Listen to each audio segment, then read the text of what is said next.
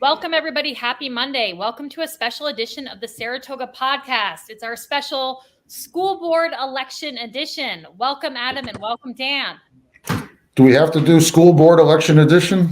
I'm a big gesticulator, so I'm going to say school board election edition. Okay. Because school board elections are tomorrow. They're tomorrow, Yes. Tuesday, tomorrow. Vote, people. Whoever you're voting for, vote. Yes, that is going to be the resounding message of this podcast. But school board elections don't get a lot of attention until right before the election, in our experience. And that's why we're doing this podcast today, because school boards and school board elections and who's on your school board really matters. And so this was an opportunity for us to get the message out about who's running and what they stand for. And we're really excited to do that. Real quickly, before we do so, however, I want to do two quick disclosures. One is that Adam Israel has worked with one of the candidates, Sharon Dominguez, on her campaign. And so we wanted to make that disclosure. Adam will not be joining us for Sharon's interview for just fairness and partiality. Dan DiFederici also runs the Saratoga Report. Two of the candidates, Sharon and Joe, have advertised with Dan DiFederici for their school board candidacies. And so we wanted to let viewers know, just for transparency and to be up and up about everything. Yes. And all candidates were offered a chance to advertise on Saratoga Report. Correct. Two took. Three of them initially didn't get back to me, and eventually did get back to me. What Dan's saying is that he'll take money from anyone, folks. Yes. Your check clear. Yes. But what's most important is that we've had people from all political persuasions on this podcast, and we've always allowed people to express their opinions. And if we've disagreed at any stage of the game, we've always done so respectfully. And we've never had a guest walk away feeling like their comments or their opinions or what they wanted to say was stymied in any way by our own personal biases. We try to stay very self-aware of those things. So that being said, as I said earlier, the school board election is tomorrow, Tuesday, May 16th. And we wanted to just jump right in. I'm going to say goodbye to Adam. All right, guys. We'll see you. We'll see you on the flippity flop. All right, we'll see you on the flippity flop, Adam. Wait. Can Adam? Like, my intention with Sharon was to simply sit here and be quiet, and Joe and Robin just watch, just observe from here. I guess I wasn't going to ask anything, but can we stay in studio? I think it's completely appropriate for you to weigh in, Dan. But I will leave that up to you to decide. Adam really has worked closely with Sharon's campaign, so I do think it's a good idea for Adam to sit out Sharon's interview. That being said, we do have a list of questions we're planning on asking all the candidates today, so there is a lot of standardization here. Okay. I'll just defer to you. I'd like to stay in studio. If there's a specific reason for me to ask something, I will, but I'm going to defer to you, Robin, in these questions. I love this. Everyone deferring to Robin. Can we do this all the time? All right. Bye, Adam. Love you. All right. That being said, I would like to introduce Sharon Dominguez, who is our first school board candidate. Welcome, Sharon. Welcome to the Saratoga podcast. Hi. Thank you so much for being here with us today. Of course. I'm excited. I tuned in last week, and you guys have such a great show. I'm sorry that I haven't seen it before, but I will be tuning in from now on. Oh, well, thank you. We always appreciate a guest who starts off with a compliment. So, Sharon, we just want to dive right in, if that's okay with you. Let's do it. So the first question we have for all of the candidates today were, what were some of the motivating factors that led you to the decision to run for school board? Sure. Well, first of all, I come from a family of educators, so education has always been very important to us. I actually started out early childhood education when I started college. And the other thing is I've just always been an active member in my community. So I've always volunteered for different programs and organizations. And about a year and a half ago, I started going to the school board meetings and really just wanted to make a bigger impact rather than standing up at public comment or sitting on the sidelines listening. Well, I have to, as someone who is on the city council, I have to applaud the spirit in which you're running, because it really is easy to stand on the sidelines and kind of like throw bombs from the sidelines. But once you kind of get in the game, it's a whole different story. So I appreciate that you're stepping up to do it. The same way I appreciate our current school board and all of their volunteerism, because folks, if you don't know, this is a volunteer position. There's no payment. and there's no glory. It's all work. So to all the candidates running and to the current school board, we appreciate all of you. Secondly, are there 3 issues in particular or a handful of issues in particular that you're really passionate about or that you're really intent on addressing if you're elected? Sure. So it's really interesting when I get that question because all of the topics are actually intertwined.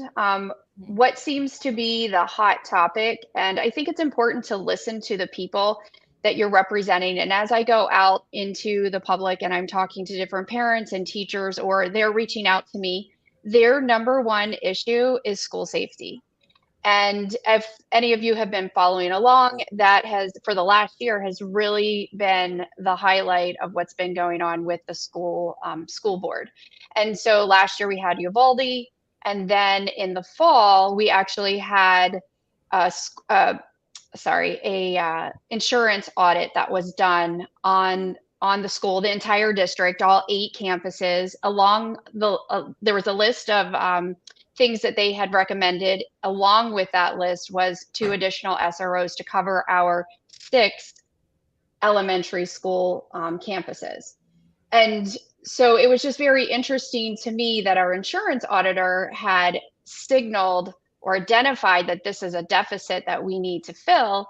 And in, I believe it was February, we had 4 board members vote against that recommendation. That was very concerning to me, as well as the parents and teachers that are reaching out to me or that I've been in contact with. So was it the only determining factor? No, it wasn't, but it was definitely, it was eye-opening for sure. And then the other thing is that, this whole thing with the SROs, it is school resource officer. For those who don't know what they are, within our city limits, we have Saratoga Springs City police officers. They volunteer for this particular position, and then they have to be certified in order to be able to work in the school. So it's not just any person that is allowed to do this. It is actually a trained city police officer or county for our 2 schools that are outside the district, or 3 actually, which is the middle school, Dorothy Nolan, and then also Greenfield.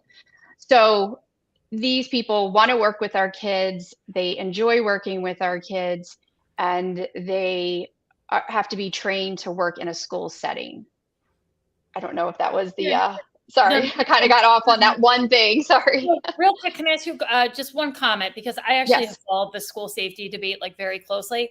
Mm-hmm. I will say that we do this insurance audit, I believe, every year. Our insurance company. It's every couple of years. It's every couple of years. Yeah. I just know that I was perplexed, I guess would be the right word, because in the past, the school board has voted to go with whatever the insurance auditor's recommendations have been. And so this seems to have been the first time there's been a vote where there's been some contention as to whether or not they're going to follow those recommendations. Correct. Well, actually, it was the second time because the town of Wilton actually offered a free SRO for 5 years.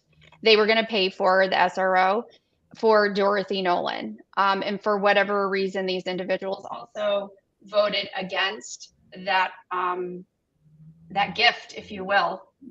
So I can't speculate why, but I can just tell you that a lot of parents want their kids, they want to send their kids to a safe environment, and they feel like SROs are part of that equation. It's not the whole equation, but it definitely is part of it.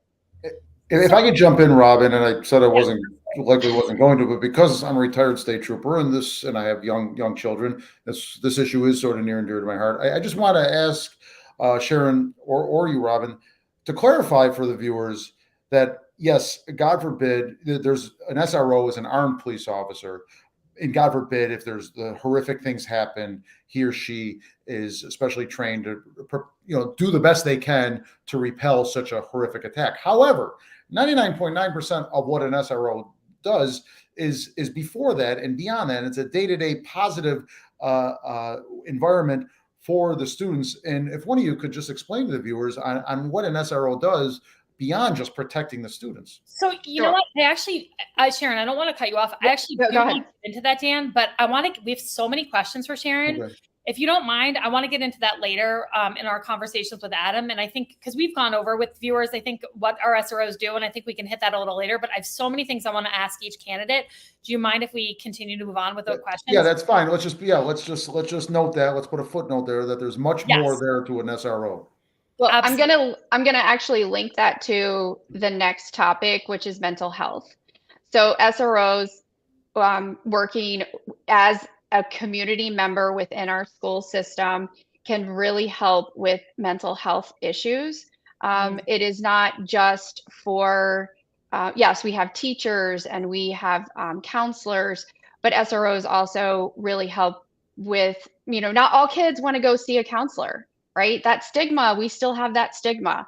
And if we can give kids another resource, so I would just use that word resource, for someone that they can go to, feel comfortable with, and talk to, that is huge, because the uptick in mental health is frightening, to be quite frank about what's happening. And then the last piece I would say is transparency. So if your viewers haven't watched last week's episode on past Wednesday, talking about the incident that happened at the middle school, a lot of people want to know what transparency looks like. And it looks like when there's an activity that may contain sensitive content, that there's an open dialogue and communication with the parents about what the activity looks like, as well as what is the purpose of the activity, so that parents can be made aware in case there are triggering situations like we saw in the activity that they did, I think it was like a week ago. So transparency looks like different things, but that's definitely one. Again, it ties into mental health. So all of these issues are intertwined, and they need to be looked at comprehensively versus just as a single component. I couldn't agree more. This is a question I don't relish asking, but I need to, because it certainly has been in the news for the last couple of days, especially on wretched social media. There was a column in the Daily Gazette, I think a week or two ago, that essentially it was an opinion piece, and it essentially linked your candidacy to some kind of extreme conservative ideologies. And I just wanted to know, what your reaction was to that column, and how it's affected the way you've campaigned or not affected it. But just generally speaking, if you wanted to take an opportunity to respond to that piece. Sure. Quite frankly, it didn't affect anything with my campaigning. I know who I am. I know what I stand for. I think the people that know me and are just meeting me know who I am. They know my heart.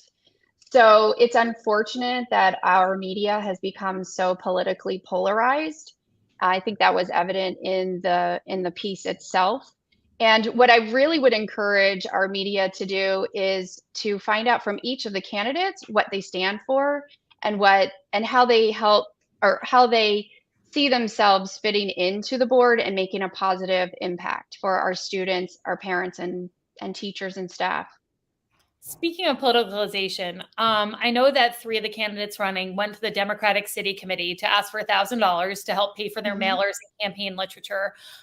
Did you go to either the Republican or Democratic Party to ask for any money to help fund your campaign? Yeah, I did not. I don't believe that school board elections should be political. In fact, we saw this last year in our school board election here, and we saw it this year again, where the New York State Democrat Committee actually had paid for district-wide mailers promoting the 3 other candidates. So again, it's unfortunate that, I'm potentially being linked to all of these groups, but when in fact the proof is in writing, literally, no pun intended, that there are political ties to the other candidates.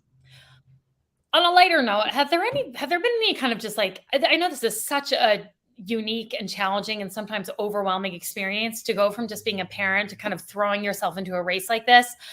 What has surprised you about running for office, either, good or bad? Anything you want to just share? I'm just curious about the experience. Yeah. Well, definitely the polarizing political views. Of course, we see that across the country. We see that across the state. And when I really think that the focus of our school board election should be on the benefit of our children, and then the teachers as to how they can help the children, and how parents and how we can all work together. And unfortunately, that seems not the case necessarily. And then there was something else. Oh, the positive. The positive is I am such a people person. So I absolutely love going out, meeting new people, having conversations with them, hearing, things that they love about our district, things that they wish could be improved.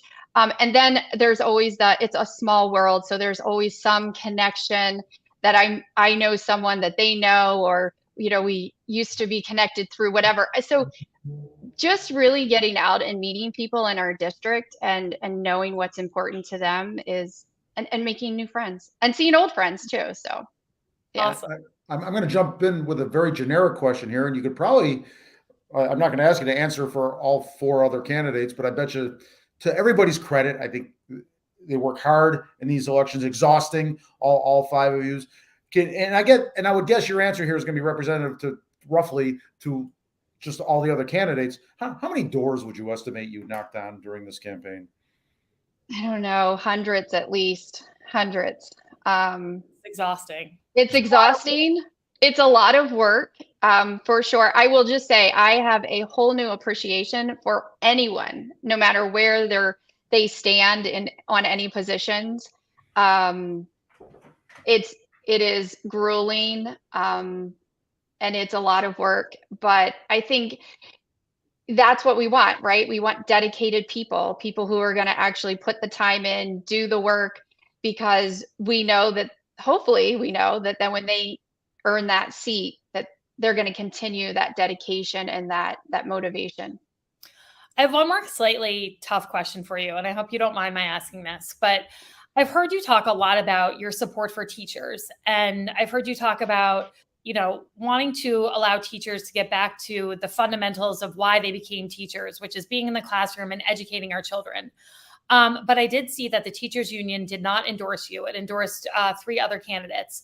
Does that at all affect, how you feel about teachers or your support for them? Or I'm just wondering how that endorsement might affect that dynamic at all. It doesn't affect it at all, because my focus is always on the better education for our children. Our children are our future. And so whether the teachers union endorses me or not, that doesn't change my motivation for why I want to be on the board. So no, I guess it would depend on a candidate's reason that they're running, right? So my focus and goal is always the students. Right. Well said. As we wrap this up, I had a couple other questions about school security and SROs, but I think you actually covered that very well earlier. What do you want people to and I know you've talked about your platform a bit, but if there was something you wanted to get out to voters tomorrow to kind of distinguish you from other candidates, what should people be left with about Sharon Dominguez when they go to vote tomorrow? Why should voters vote for you tomorrow, Sharon Dominguez, for school board? Yeah. Well, I think coming into this, I don't have a political agenda. My only motivation is for our students, right? Like, we want the best academic return on investment for our kids. And again, it's a complex, mixture of things. And so I think it's about, I want to ask the questions, right? Like, I want to know, like, how can we improve the classroom, for instance? How can we help the teachers get the time back that they're desperately asking for? How do we focus on education? I was at two different teachers' houses Saturday, knocking on doors, and they said 3 R's. Why are we not focused on the 3 R's? And I thought, it's so simple, and I know it's not that simple, because we have so many complex things happening in our society today that we do have to look at those, especially like the mental health issue. So I just think, like, I want to know, like, what is it that we can do? Get in the nitty gritty.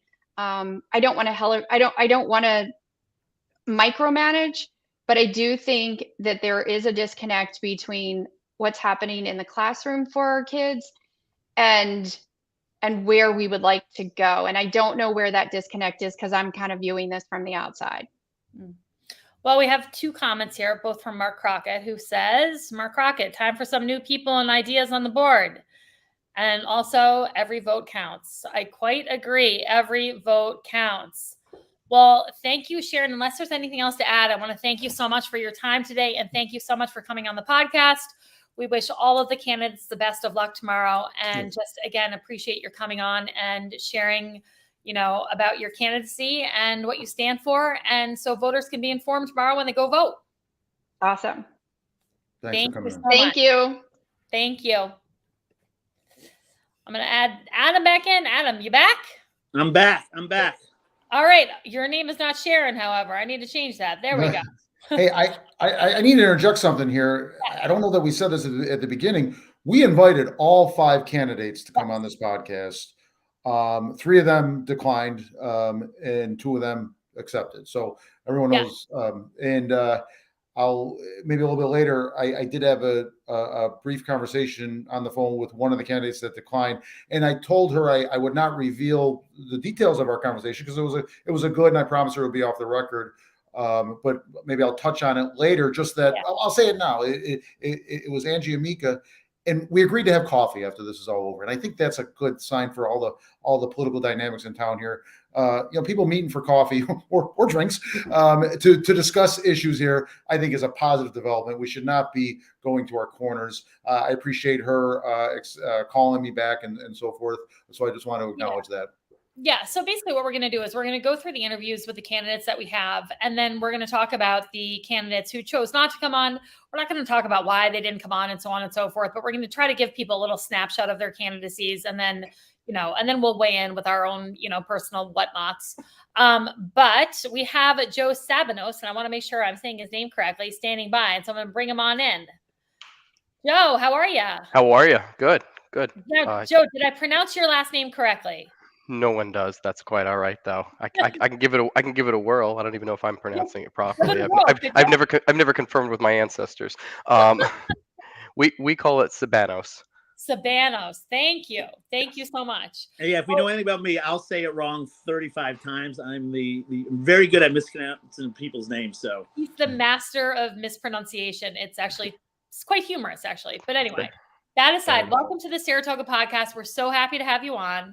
Thank you for joining us. We just had Sharon on, and we asked her a series of questions. And if it's all right with you, I'm just going to dive in and ask you a similar series of questions. Sounds great. Yeah, I'm an open book. Let's do it. Awesome. So what were some of the motivating factors in your decision to run for school board?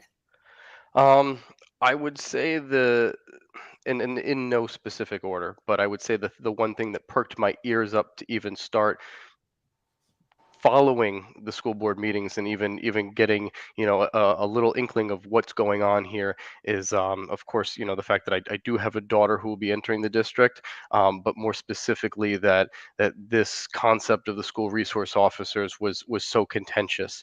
And so the meetings that I couldn't attend in person, I would watch the videos of if there was a conflict with one of the other things that I'm involved with, and I would try to listen to both sides of the discussions and really fairly give thought to the pros and the cons of it, and still came up with the original determination that I had, is that I do believe that we need them in our schools. And the fact that I heard that there were 2 individual board members that did vote against having those resource officers, regardless of the recommendations from the insurance company, that they voted against the school resource officer that could have been provided at no cost to the district from the town of Wilton. They also voted against that. I still cannot fathom that someone could say that they are for safety and then vote in that manner. And so that was my initial jumping into this. Let me ask you, when you Sure. decided to jump in, who did you consult? I mean, was there a group of parents you consulted with? Was it your family? I mean, I'm just trying to find out what motivates people. Is this a political thing, or is this you're sitting at home one day and you talk to your wife? Sure. I think the conversations, of course, started at home. My wife and I care deeply for our daughter's future. We have a niece who is in first grade in the district, and three nephews who are all very young right now, but will be entering the district. My wife and I both ourselves graduated from the district, and yeah, so the initial conversation started probably at the beginning of the year, maybe even beforehand, and I inquired about the concept. And once I received the information, and was made aware that this was a spring cycle and not a typical fall election cycle, I actually thought of just, I'm going to step back. I'm going to give it a whole year to educate myself. And I was contacted by a wonderful group of parents who said, "Hey, listen, this woman Sharon is running, and this is her platform. How do you feel about it?" And I thought about it and said, "Well, I agree with everything she says. That sounds good." And they said, "Well, unfortunately, there are three individuals that are running on a platform of this, and this. Would you be interested in at least meeting and having a discussion about a possible run?" Which I did, and I met some wonderful people who truly care about our district and truly care about our students. And I'll be honest, they twisted my arm a little bit and said, "Why don't you do it this year instead of next?" And here I am. I'm glad you asked that, Adam, because I actually think it's like such a funky dynamic, to be honest with you, that we have kind of like teams of people that now kind of run for school board. And to get some clarity on how I guess you and Sharon have some synergy and are kind of maybe not running as like an official pair, but you clearly have synergy between your campaigns. To me, it's off-putting that the first introduction I had to the other three candidates was through learning that they had gone to the Democratic Party and seeing that they had been kind of endorsed by the Democratic Party as a slate, the three of them together. I just find that to be an off-putting approach to school board races. So I appreciate your kind of explaining how you and Sharon linked up and how you decided to get into this race. You went over the security issue. Are there any other issues, like one or two things that you feel passionately about that you want to address if and when you're elected to the school board? Certainly, yes. One of the issues actually I've been hearing and echoing, besides the safety issue, is anytime I get a chance to speak with some teachers, and also some personal friends, and it does appear that there is some concerns on the end, from what I'm hearing, at least from the teachers I've spoke with, that they're not feeling fully supported by administrative staff. And they're expressing this in a very quiet whisper. And I'm not speaking on behalf of the whole broad spectrum of teachers. But one woman did say to me, "Hey, listen, I'm retiring. That's me. But there's a lot of great young teachers that are looking at alternative career paths. And then I know some personal friends who also went to school for teaching, started teaching, and then left for alternate career paths. And I think we need to find out why. Is it a monetary thing? Is it a safety thing? Is it a support thing from administration? Is it the parents are maybe just grinding down these teachers in a way that's inappropriate? I don't know the answer, but I do know that there is some fantastic and wonderful individuals that are teaching in our district, and I do not want to lose them. And I do know that we've lost some already. And so I do not want to see our fantastic teacher base eroded due to whatever reasons they can be, without figuring out what it is and maybe try to make the changes necessary, or at least start the conversation and figure out how we could fix that. Those are all like really fantastic questions. And I can't imagine there's a parent in the district who wouldn't want to be asking the same questions.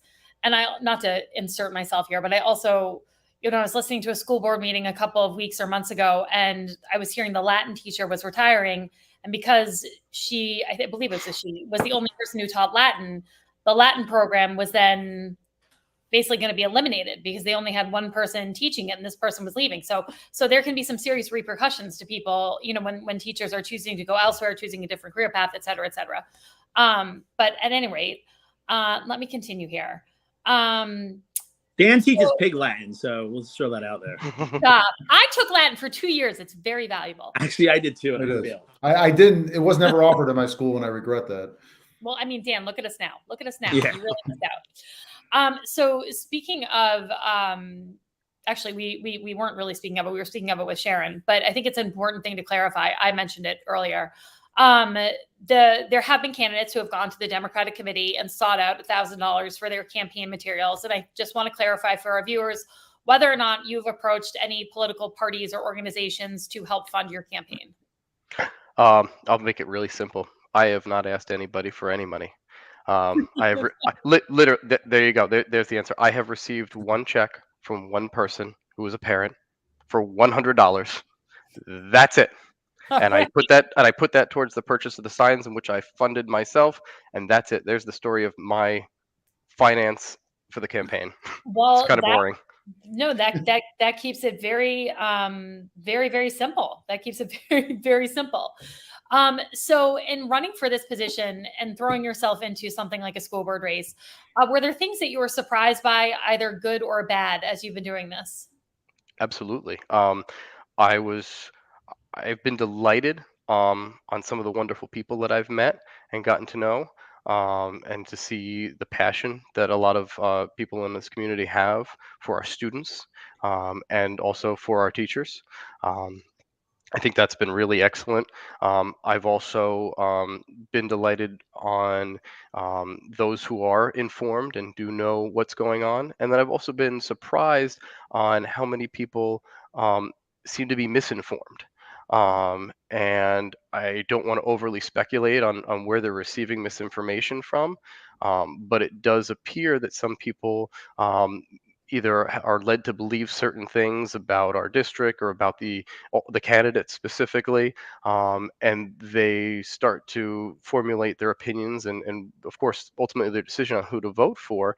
And when I get the chance to talk to them and kind of just lay it out all on the table and just say, hey, here's this, here's that, it does seem that a lot of them are, oh well, I didn't realize that was the case. Oh, I didn't know that does that. And so that, I think, is concerning, that our small little school board election here is being so driven heavily by misinformation, and that's a combination of social media, newspapers, call it whatever you want, and then who knows, maybe just lack of available information. I don't know.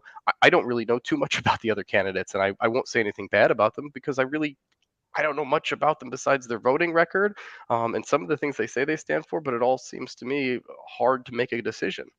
Right. Speaking of kind of the other side, so to speak, can you share with, because I don't know much about your background, we've never really met before. Can you kind of talk about, we have such a polarized school board right now. It's kind of been like split down the middle on many issues, especially some of the most polarizing issues like SROs and school security. Can you talk about anything in your background that you think would help in terms of bridging the gap and working together with everyone on the school board to create effective change and make it a more productive group? Absolutely, yeah. I'll try not to lag on too much about my background, but very simply, I've lived in the district almost my entire life, or at least since I was 4, and I've attended, starting Dorothy Nolan in kindergarten and graduated from the high school in 2003. That was 20 years ago. Um, my background is in mostly construction trades, and environmental remediation, on a professional side, and right now I'm a safety officer for a large electrical contractor in the area. Um, I sit on the Greenfield Town Planning Board, and prior to that, when I lived in Wilton, I sat on the Zoning Board of Appeals, each for a few years. And like I said, I'm currently in Greenfield.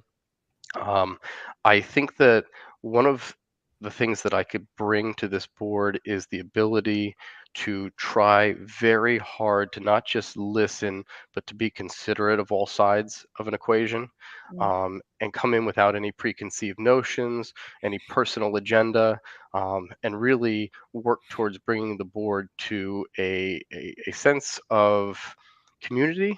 I understand, yeah, it does appear that everything's polarized these days, and that there's a this side and a that side, and it shouldn't be, because at the end of the day, it's about what's best for the students and for the teachers, and so that everybody has a really great experience.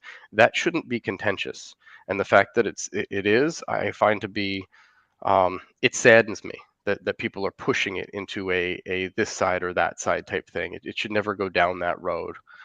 We should all be able to agree on the fact that our students are incredibly important, and their safety is important, and their education is important, and that we should all work towards that and improving upon it. Speaking of which, because I know SROs are one of your primary, focuses in your platform. What would you say to folks who think that the focus on SROs pulls away from the focus or resources we're putting into mental health. Do you think it's a one or the other situation, or how do you think we kind of address that argument? Because I've heard that a lot from people in public comment in terms of what they'd like to see the school board focusing on. Sure. Yeah. That probably piggybacks on my suggestion about misinformation. I personally sat down with a school resource officer and someone who's a childhood friend of mine, who is a resource officer in a neighboring district. And he explained to me his day-to-day operations and what it's like to be a school resource officer. And he also, of course, is in communication with our fantastic resource officers that we have. And what he explained to me is that the program that they utilize at that school is vastly different than what Saratoga does. And allow me to elaborate, please. During the day, okay, or once a week, he meets with the administrative staff. He meets with the teachers in a formal setting to identify students that are struggling or potentially animosity building. He is able to formulate and develop very close relationships with the students by earning their trust. He stays after and he goes to sporting events and attends clubs, and every single year he makes sure that he attends at least every sporting event once, every club once, and he really gets to know the teachers and the students call him by his first name. By doing that and by incorporating him as not just an armed security person, but a member of the overall staff, he's able to head off brewing situations that could potentially lead to violence. And he's able to assist students who maybe are having some trouble at home.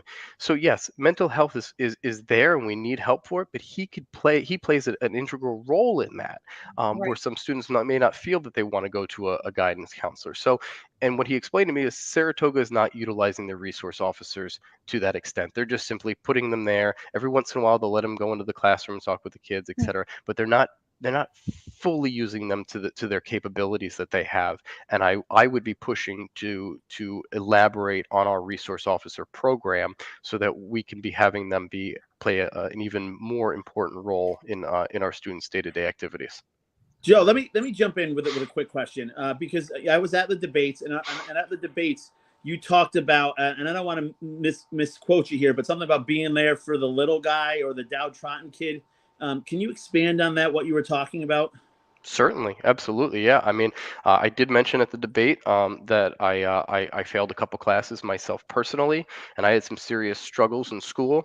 I was not the A student or even B student, but I had so many teachers that really truly took the time to take me off to the side and show me through their actions that they believe that I could be something more than just a student who gets C's and D's and or barely makes it through a class, and that I could be a productive member of the school community, and then of course the actual community as an adult. And so I am there running this race so that we could support those type of students, but we could support the teachers who put in that extra effort. And I know that we have a lot of those fantastic teachers, but I don't want to lose them, because those are the teachers, and school resource officers could do this as well, and administrative staff, et cetera. They could all do this. I know many of them do. They could all give the guidance and support and encouragement to our students that are having that extra difficulties, whether it be in their personal life, whether it be mental health issues, whether it be just struggles, so that they can see they do have a bright future ahead of themselves, and that future may not look like their friend's future. It may look very different, but it could still be bright and successful. There's so much to be said for having just one person believe in you in that way. So much to be said for that. What a great question, Adam. Thank you for that.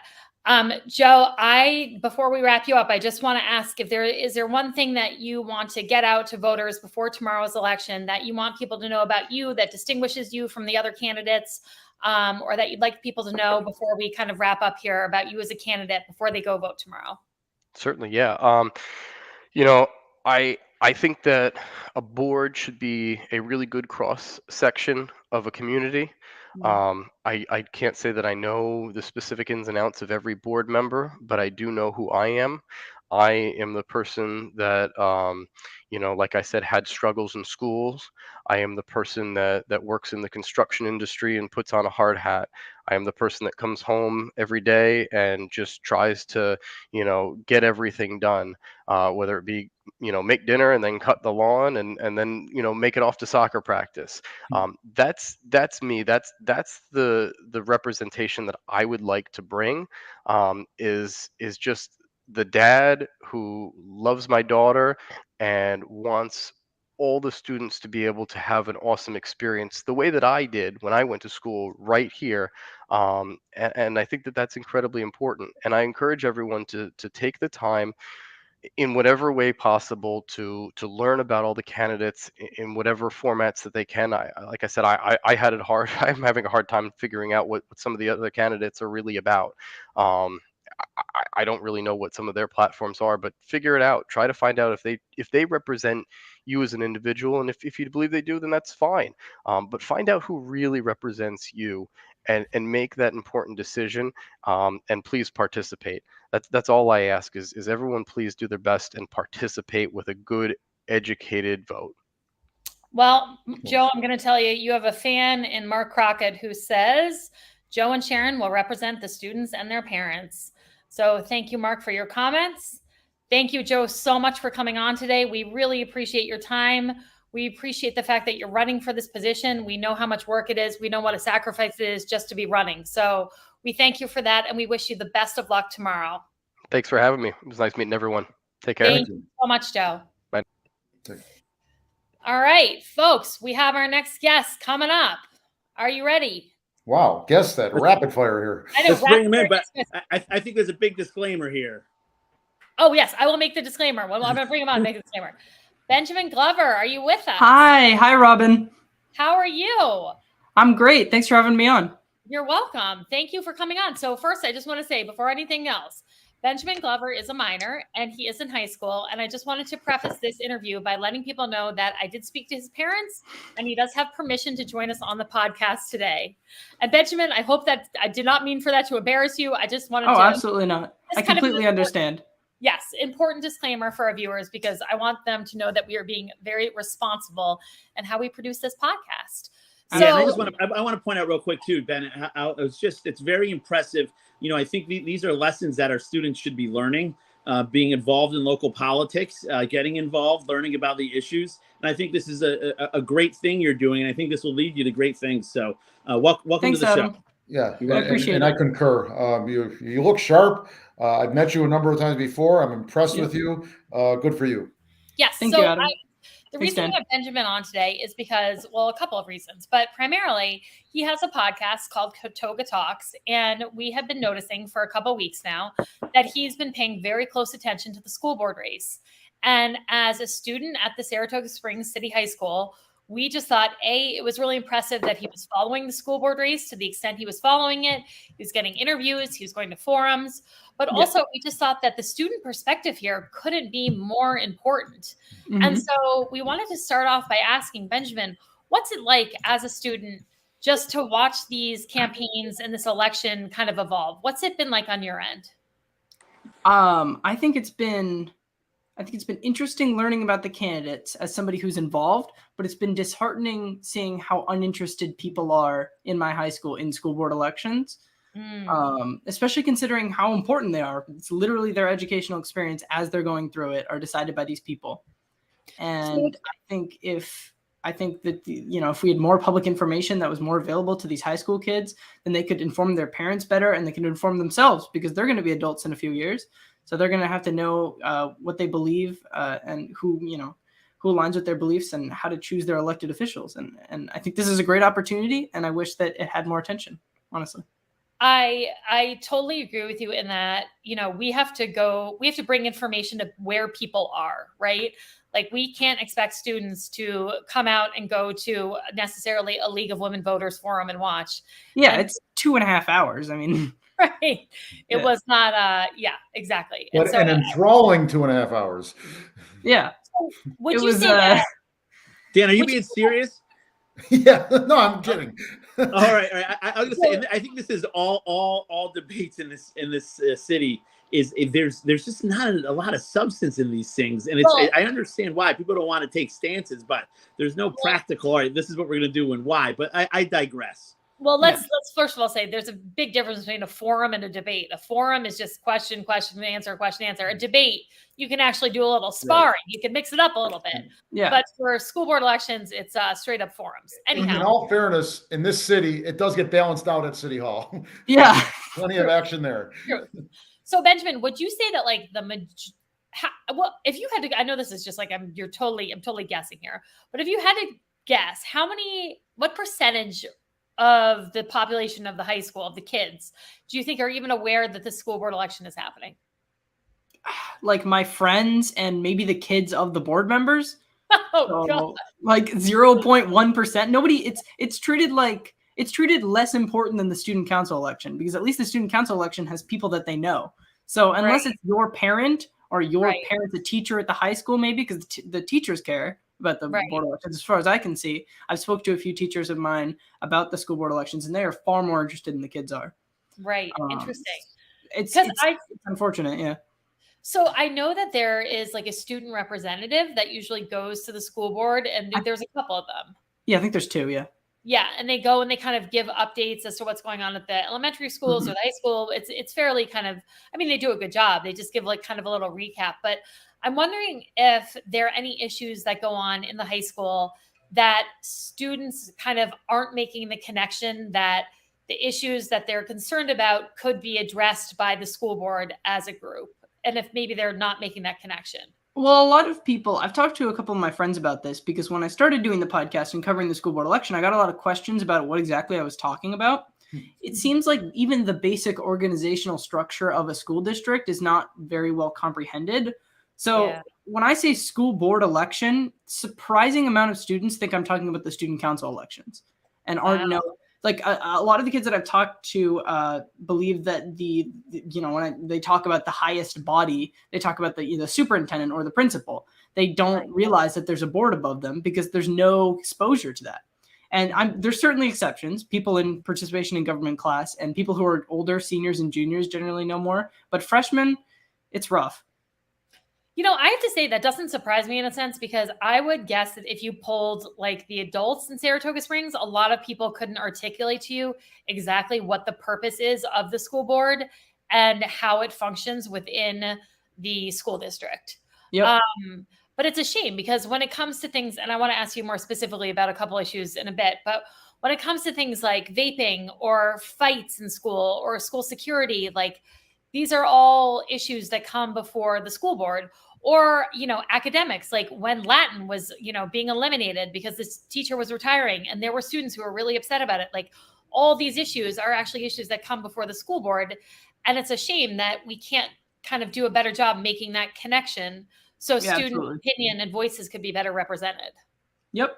And I think that it's a shame that had to happen to get kids out there, but it's kind of incredible that 10, 12 students went out at 7 p.m. to a middle school board of education meeting to talk about something that they cared about. And that is an excellent example of what should be happening more. If these kids, if we can make the connection for these kids that the issues that are important to them are connected to this elected group of people in which you can submit a public comment, I think you'd be surprised at how many kids are willing to come out and talk about that and voice their concerns in campaign season and during just regular business, during regular board meetings.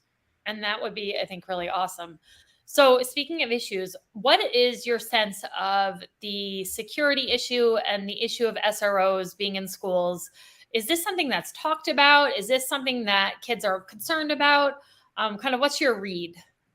My read is it's perhaps I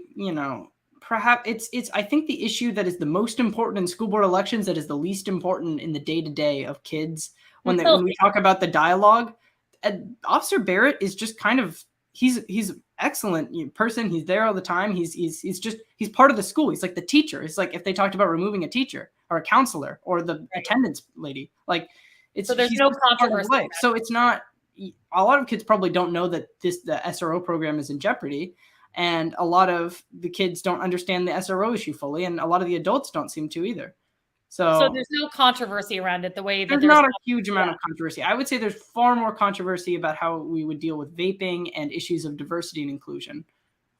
So speaking of which, so vaping is obviously been a huge issue. Ginormous issue.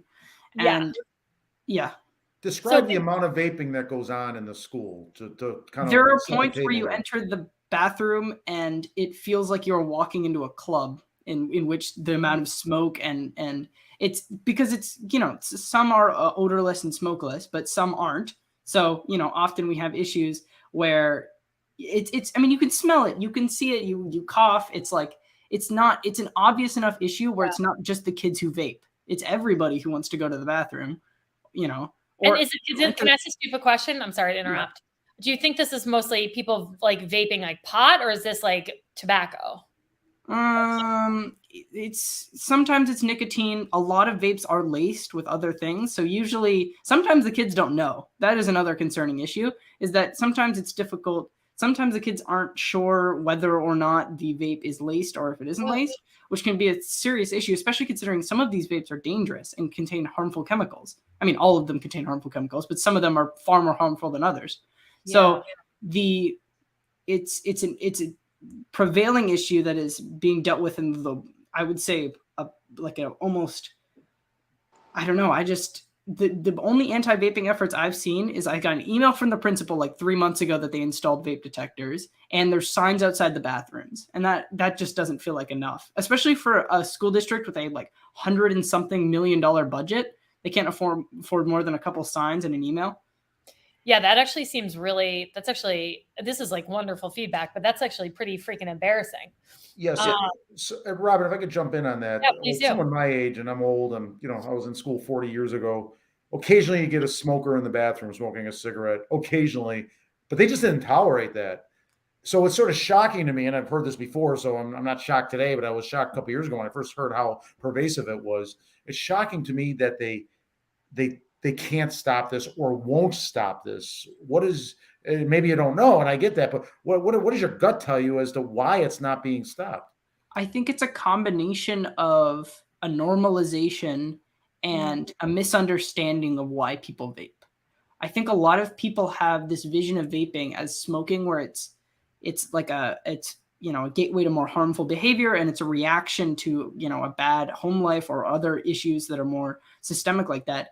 And often it can just be under the stress of being a high schooler. Like, people make jokes about being a teenager all the time, but it is hard at points. And a lot of these kids get into vaping because it's a de-stressor. It's nicotine. And it's and a certain aspect of it is peer pressure, but I think more than peer pressure, it's the normalization of it. You know, oh, that kid vapes, whatever. It's not a disqualifying factor. You aren't weird if you vape. In fact, I would consider, if you said you weren't in certain classes, in certain areas of the high school, not physical areas, but, like friend groups and such, it would be weirder if you didn't vape. And I think that's a prevailing issue, is that when you have an issue that's this common and systemic in the high school, it's going to require some serious effort to denormalize it. I think the best combative to this issue is education. These kids don't know a lot about vapes. Like, I've talked to a lot of the kids who vape, and they really don't know about how harmful it is and how harmful it can be beyond, it's smoking. Now, I'm like old, right? I'm 41. So old generation. I don't even know what generation. I think I'm like half in one, half in another. But what's so distressing for me is that we essentially, like, the peer group that I grew up in, smoking was like disgusting. Like, nobody smoked cigarettes. It was not cool. Like, maybe you tried one time in high school, you coughed, you felt like shit, you never did it again. Smoking was not cool. And I don't know any of my friends who smoke cigarettes. Like, we all knew it was horrible for us and nobody did it. And vaping, like you said, seems to have been normalized to this like dramatic extent. But I think, as you said, the health benefit, that what it does to your health has really fallen to the wayside. And I would hope that the same way we were educated to not smoke cigarettes because we would get lung cancer, and not to mention, wrinkles and all this other shit, all these other terrible health problems. And it was basically poison that we were putting into our body. If we were able to educate kids the same way we did back then, the same way we do now, but just with vapes, it's just a different delivery method. Yeah, I think one of the biggest problems with vaping is that we just don't know. The years of studies aren't there. It's such a new kind of phenomenon or a new product. And what happens, especially, is that the young kids, the developing bodies, are becoming the guinea pigs for testing it, and that's what's really scary. Is that the vaping, the long-term effects of vaping aren't known because there's no long-term data on it. So, and Benjamin, we'd all have kids coming up underneath you. If you ever see one of those kids with a vape pen in their hand, smack it at them and tell us. Smack it in their hand. Yeah, you have full permission to do that with any adult. He's not going to do that. He's not going to. With our kids. Do something good for him, but he won't tell us. Alert Officer Barrett immediately. Yeah, exactly. That's funny, actually. I saw a kid.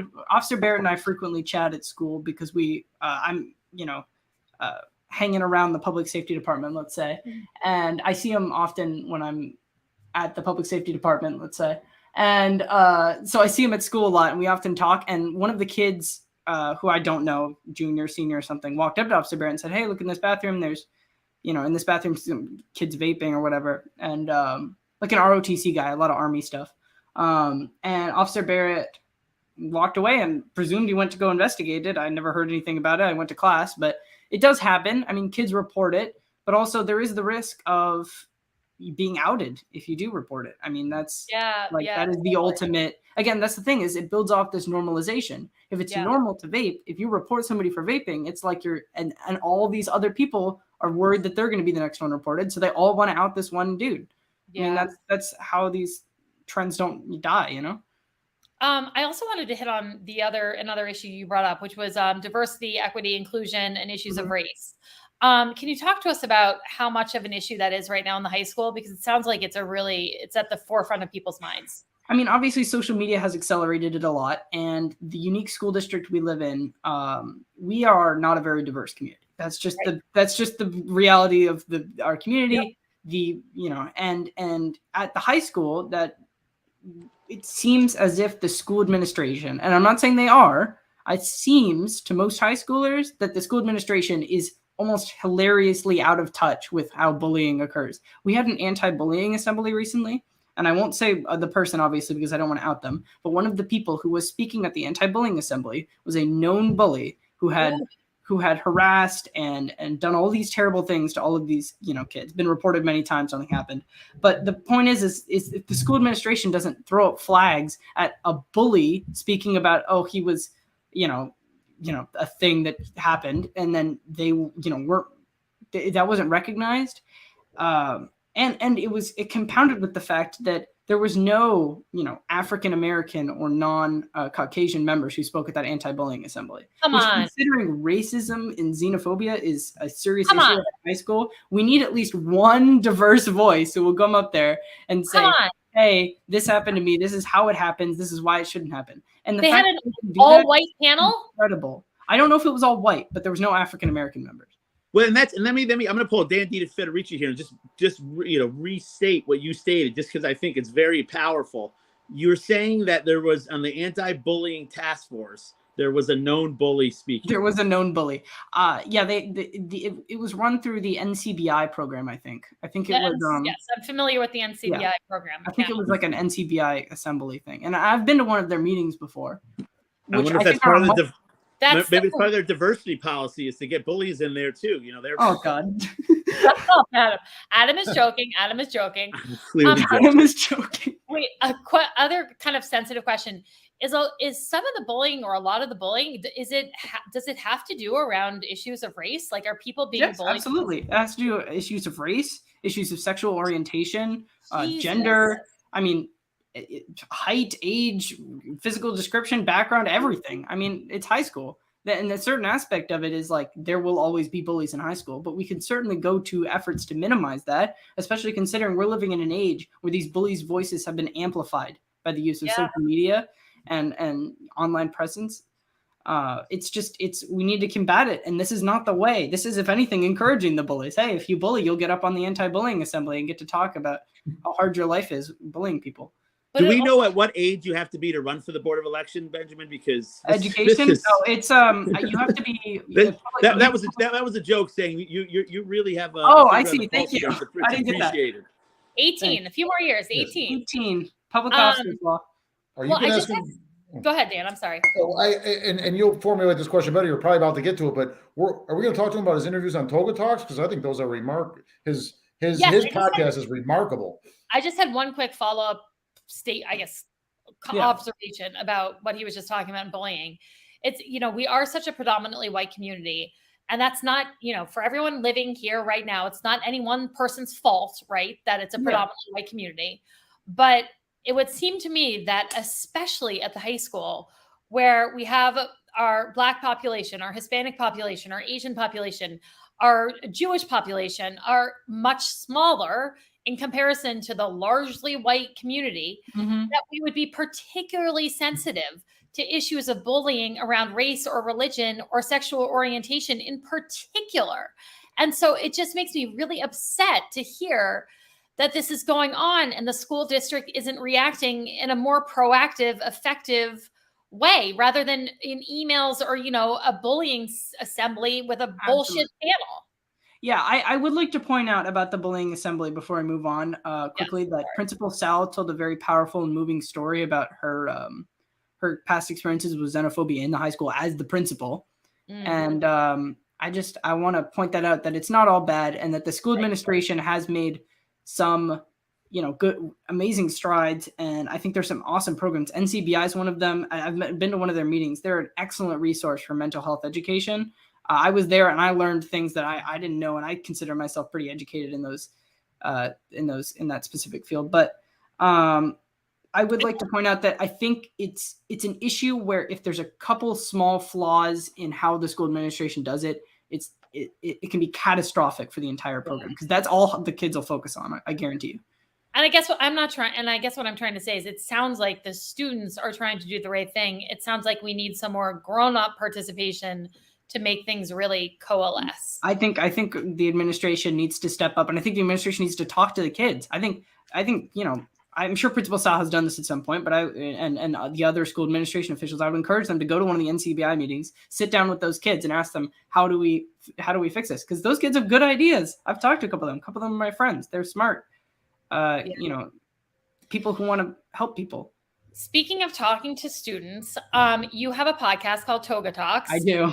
And since we are fledgling podcasters ourselves, we applaud anyone who gets into the podcasting game. And so we applaud you for starting your podcast, and everyone should go look it up it's Toga Talks. You're on multiple Facebook, Instagram. We're on SoundCloud.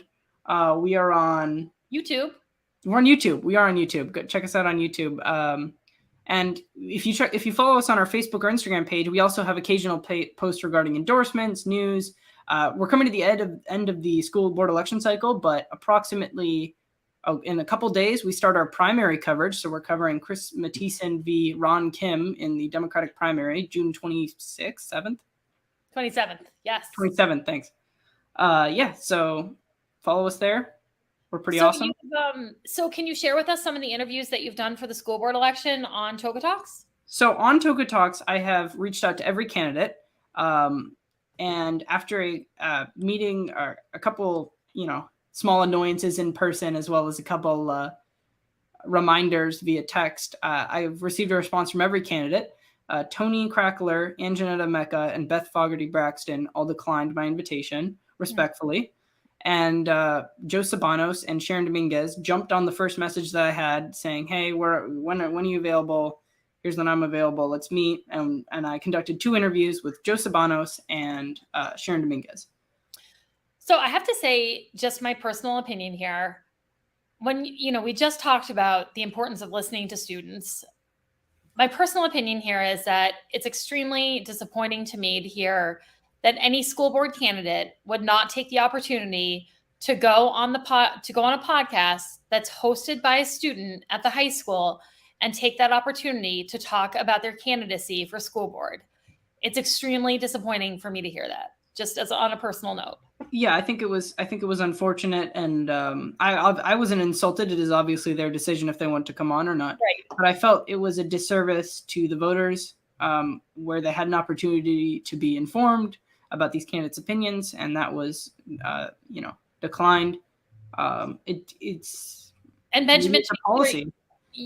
Benjamin, you don't have any bias here that I'm aware of. You're not involved in any of these campaigns. Politically, you don't have, I mean, there's no known connections about what you've done in Saratoga Springs and these school board races that would make them think that you would be anything other than fair in terms of your conversations with them. I asked almost exactly the same questions to Joe and Sharon, and I would have asked the same ones to Tony and Beth and Jeanette. And I really just, my main goal is to get public information out there, get people out to the ballot, and get people out to the ballot feeling confident about who they want to vote for. Because I think besides no vote, the worst vote you can give is an uninformed one. Yeah. So I think that giving each candidate the opportunity in a more kind of one-on-one setting that isn't the forum would have been a great opportunity. And it would have been a great opportunity to be able to take, quote those clips and say, okay, this is what this candidate thinks, this is what this candidate thinks. Because you can't do that for the League of Women Voters candidate forum. That is completely 100% banned. The League of Women you have to watch the whole thing. The League of Women's Voter Forum has a policy where their forums are quite long, but they have a policy where they will not allow you to take video clips of the forum and share audio. Yeah. So if you want to share anything from the forum, you have to share the entire thing, which makes it kind of a bummer because you're just going to get fundamentally less eyes on it, which is unfortunate. Yep. Well, I think the issue there, and this kind of ties into something I'll talk about later, is that what happens is when you start chopping up clips, you can take things out of context. And I think it's something our local media is very good at, about cherry picking things that they can use to frame a picture differently than what happened. So it's like anything, there's pros and cons to that, but that is why the League of Women Voters does that, is to prevent the cherry picking of information that could potentially misrepresent something that was said or a sentiment from a candidate. And I wish our media did a better job of some kind of policy of not using little quibs to misrepresent reality. I understand that, but to Robin's point, it becomes useless unless you've got who's got 95 minutes, an hour and a half, or 2 hours to really go through that. Not too many people. I get your point. That would be it would behoove them to cut it up into questions. Like, here's the questions. Here are these three candidates answered. They could cut it up into clips themselves. And that's why, and that's why I asked every candidate on, is because I wanted to give them that opportunity to be, in a fair, I mean, look at Sharon and Joe were interviewed. Nobody spliced up their clips and quoted them and framed them for anything, but it gave voters a better, more condensed opportunity to go, hey, this is what this candidate thinks. This is what this candidate thinks. And we tried to accomplish that on our Facebook and Instagram page as well. On a couple of different issues, we quoted from their campaign materials and their Facebook pages about what their stance on certain issues so that people could swipe through and literally see what every candidate believes about that issue. But I just wish we had more an opportunity to do that. But I think we've done a great job this year. Both you and I have been able to interview a couple candidates, and I think that's team. Awesome. Yeah. Well, listen, I don't want to take up any more of your time because I know you're technically at school right now, but I'm not. I have a pass. I'm good. Oh, good. You have a pass. Okay, good. So no one's getting in trouble. Officer Barrett, stand down. No, he actually helped me get out.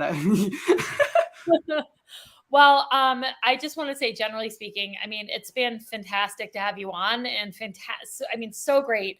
As again, Mark Crockett just said, so good to hear from a student on these issues. I couldn't agree more. Thanks, Mark. I mean, this has been such valuable information for me to hear as a parent and as a voter. I mean, wouldn't you agree, guys? Especially Benjamin, someone as well-spoken as you. You're beyond your years. So someday, 15 years from now, he's going to be so famous, and we're going to be back here toiling away in Saratoga, and we can say, we knew him when. Toiling away? I expect you all to be Congress people by then. Oh, Jesus. Not by choice. Yeah, I've said this. You're a very impressive young man.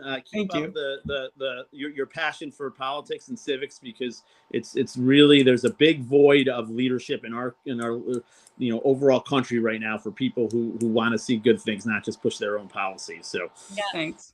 And Benjamin, I hope we can have you back on as you continue to cover city politics and so on and so forth. And I would love to somehow come up, offline. Maybe we can brainstorm some ways that we could get some of this messaging about the school board and school board elections out to students in a more productive and effective manner, because I know I would love to be a part of making that connection. So we should bring on like a whole like panel of people who are like involved in local politics. We should have like Kaufman on and all of you guys on and that'd be myself great. on.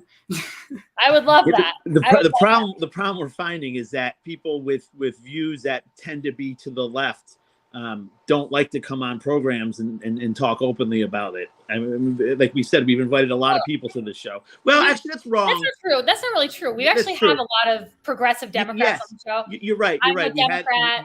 I take it back. Back. Yep. Adam withdraws that comment. Well, we'll see here. I haven't invited anybody to because we're not in primary season yet, but we'll see. I'm gonna invite both candidates on, and I'm sure you are too. Oh, we will be. And I will say, we are aware of our own biases on the show. When Mayor Ron Kim was on, I am embarrassed to say, but I will be totally truthful about it. In that moment, I knew that I could not give him a fair shake. I knew that I could not keep my mouth shut in a way that would be professional. And so I stood down and I let Dan and Adam conduct the interview, because here at the Saratoga podcast, we are respectful with our guests. We let them speak their piece. And if we can't do that, we got to stand down. So Same here. Anyway, Benjamin, we've loved having you on today. Thank you so much. I appreciate the opportunity so much. It was a great time coming on. Thanks, guys. We will come back soon. Bye-bye. Bye-bye. Take care. Hey, guys. So that was what a great way to round out kind of our school board episode, to have Benjamin come on and talk about. I mean, that was like fascinating to me. It was so enlightening. It was so insightful to what's going on at the 15 to 17, 18-year-old level. I know. And couldn't have asked for someone more articulate or well-spoken. I mean, he's I'm worried if we were going to promote Toga Talks too much, he's going to like eclipse us in a hot minute. He probably already did. I know. So just real quick, I know we're over an hour, so we've kind of exceeded our time limit already, but I did want to read a statement from Tony Crackler that he sent to me today. I think it's important. And if you guys can give me a second, I'm just going to pull it up right here.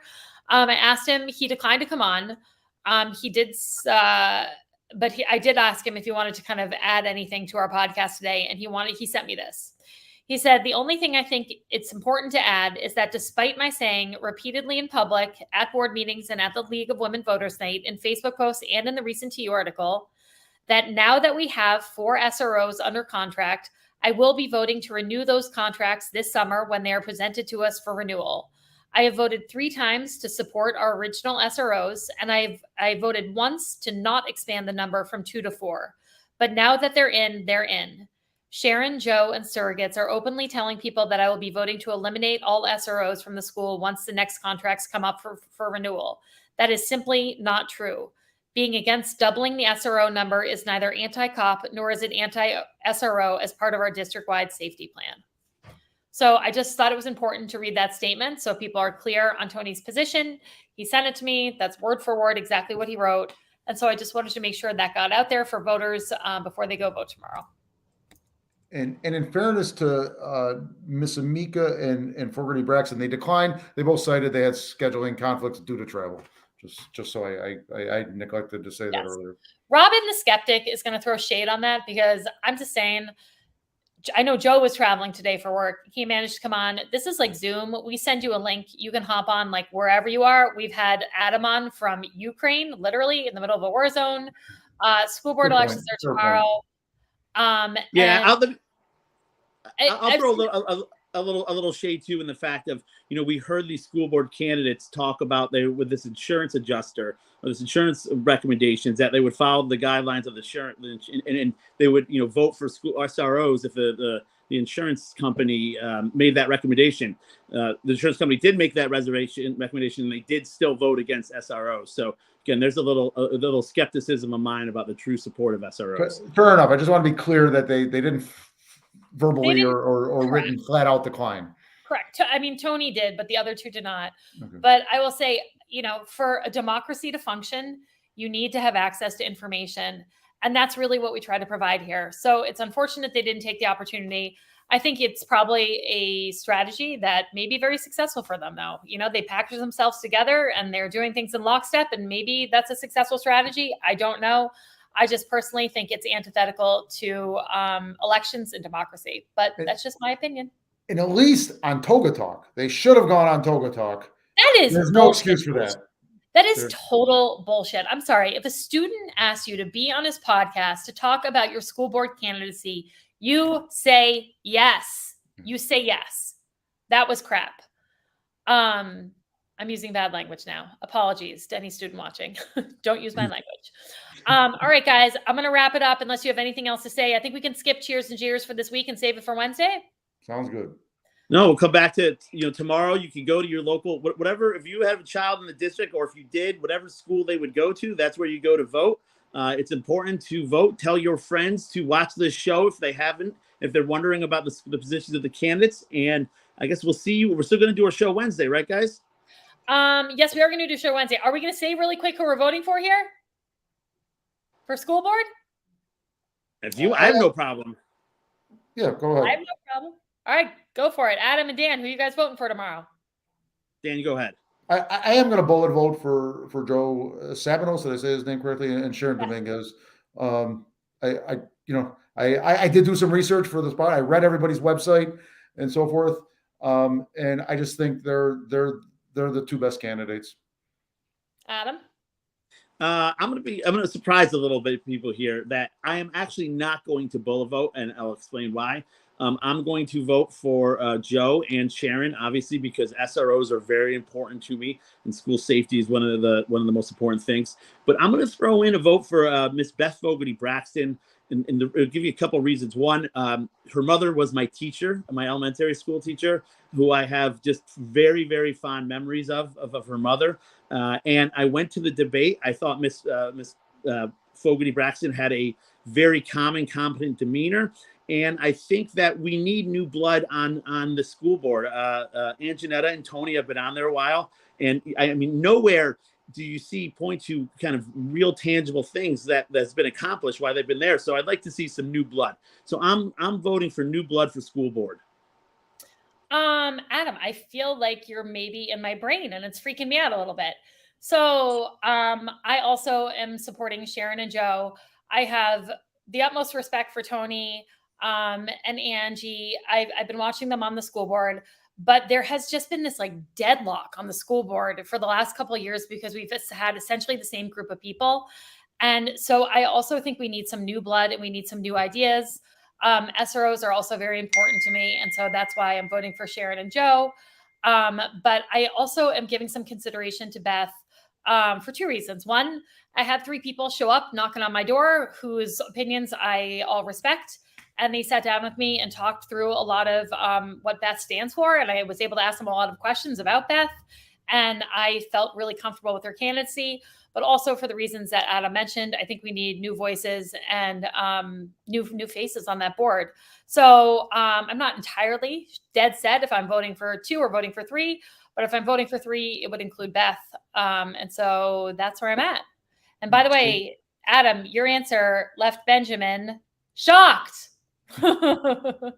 I was going to write in Benjamin. Can I write in Benjamin for my third one? Yeah, I know, right? I know. I figured that it's amazing when your politics aren't partisan, when your politics are just belief what's best for the city and the people in that city. It's amazing where you get shocked sometimes because this is where we're at. I think we need more people. We ran as independents, Robin, because we think more people just should think independently and not putting themselves in a tribe and just go along with what the tribe tells them to do. So anyway, I'm not shocked that people think it's shocked, but I wish it wasn't that way. By the way, Mark Crockett has this to say about their declining to go on Toga Talks. He says, amen. They should have gone on the student podcast. We quite agree, Mark. We quite agree. All right, folks, we will see you all back here on Wednesday. Tuesday, tomorrow night is not only election night for the school boards, but it's also a city council night. I've looked at the agenda. There's nothing like wild or dramatic or jaw-dropping on it so far, but it's Monday. Things can change. So we will see you back here Wednesday at noon. Thanks, everybody, for watching. Stay charming, Saratoga.